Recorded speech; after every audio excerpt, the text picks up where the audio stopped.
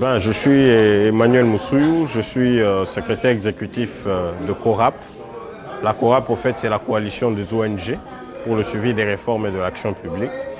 C'est en fait une de plateformes ou carrément une de structures à la manœuvre, n'est-ce pas, qui organise le tribunal, la première session du tribunal permanent du peuple en RDC.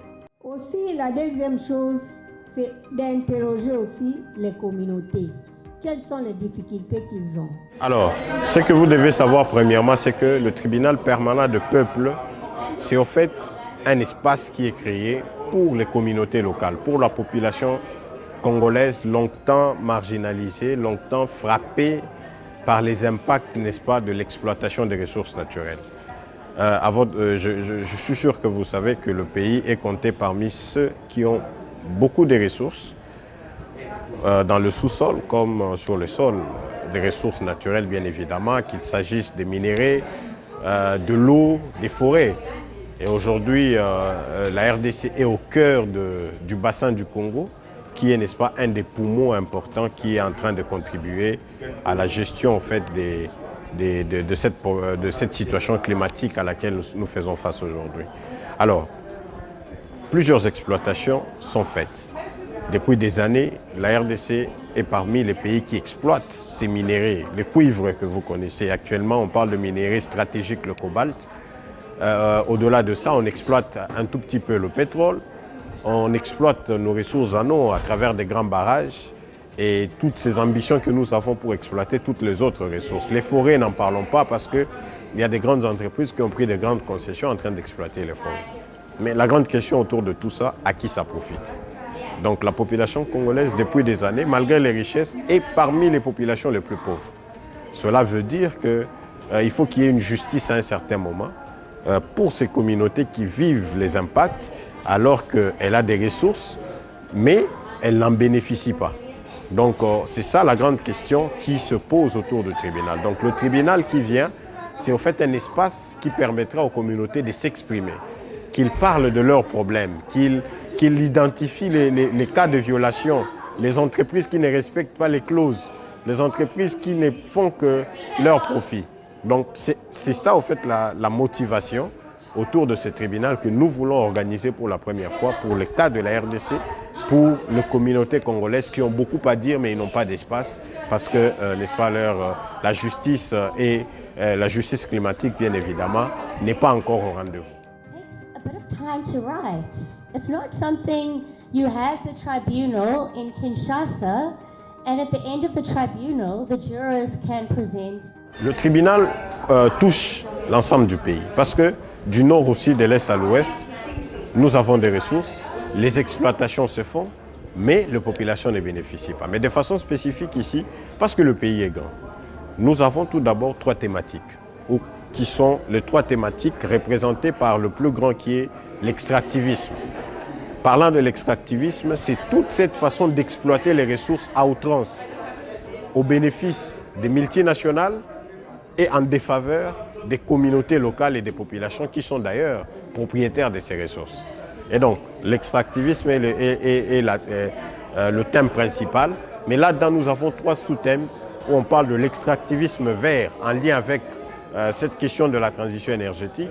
Nous avons la question du pétrole et du gaz exploité déjà par Perenco, mais aussi toute cette ambition que le gouvernement a d'exploiter les 27 blocs pétroliers et les 3 blocs gaziers. Mais aussi nous avons la question de la foresterie, parce que nous avons besoin de protéger, n'est-ce pas, le bassin du Congo. Et donc en cherchant à protéger le bassin du Congo, donc la question du couvert et des droits forestiers doit être abordée.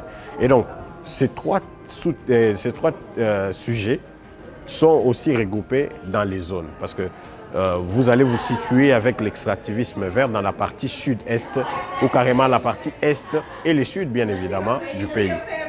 La question des hydrocarbures, de façon pratique, on est du côté de l'ouest, à Mwanda notamment, bien qu'elle peut aussi être vue sur l'ensemble du pays, mais aussi la question forestière, on est dans le nord et l'est, où voilà, on a une grande partie de la forêt. De province, peut-être après cet atelier, prendre un petit temps pour dire c'est quoi d'ici là, qu'est-ce qu'on va faire en termes de mobilisation? Cet atelier ne faisait que préparer au fait. C'est un atelier stratégique où on essaie de réfléchir de comment est-ce que les choses devront se faire. Mais qu'est-ce que la population doit s'attendre? La population doit s'attendre à la création d'un espace propre à eux. Un tribunal permanent de peuple, il est différent d'un tribunal, n'est-ce pas, pénal. Les cours et tribunaux que nous connaissons. Mais ici, c'est au fait un espace populaire. Un espace où la population devra venir parce qu'elle subit un impact quelque part, parce qu'elle est témoin, parce qu'elle a un témoignage à donner, n'est-ce pas, venir aborder le problème, tenant compte des thématiques qui existent, pour par la suite avoir un jugement par des juges plutôt populaires, par des juges qui traitent des questions des communautés, de sorte à nous permettre d'avoir des éléments et des évidences pour des actions de plaidoyer en faveur du rétablissement des droits des communautés locales. J'espère que c'est clair. Donc les communautés devront s'attendre, n'est-ce pas, à une mobilisation, à se mobiliser au fait pour participer à cet espace important qui, n'est-ce pas, leur permettra de parler, de témoigner, d'accuser, n'est-ce pas, toutes ces multinationales. Bien évidemment, on vit ce problème tous les jours. Donc ce sera leur espace et les résolutions de cet espace nous permettront davantage de renforcer le plaidoyer et de renforcer, n'est-ce pas, la quête à la justice qui est, n'est-ce pas, qui n'est pas encore au rendez-vous, bien évidemment. La prochaine étape, c'est que nous serons dans la sensibilisation. Nous allons entrer en contact avec toutes ces populations dans toutes ces zones pour d'abord sensibiliser sur le but même du tribunal et du processus et savoir comment est-ce qu'elle prend en charge ce processus qui est la leur, n'est-ce pas, de sorte que on arrive à l'organisation du tribunal et aux actions qui suivront le tribunal.